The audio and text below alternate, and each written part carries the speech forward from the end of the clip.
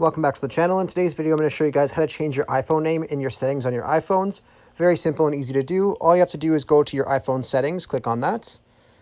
Once it's open, you want to scroll down till you see the general settings option. Go ahead and click on that. And then under general at the very top, we see the about option. You can go ahead and click on that. And then at the very top, you'll see name. If you just click on that and you click on the X, it will then clear that, and then you can change it to whatever you want. So you can just put your name and then iPhone after it and just click on done. And then that will save as your name for this iPhone. I hope I was able to help you guys out with showing you guys how to change this setting in your phones. If this was helpful, be sure to leave a like on the video and subscribe for more. Thanks for watching.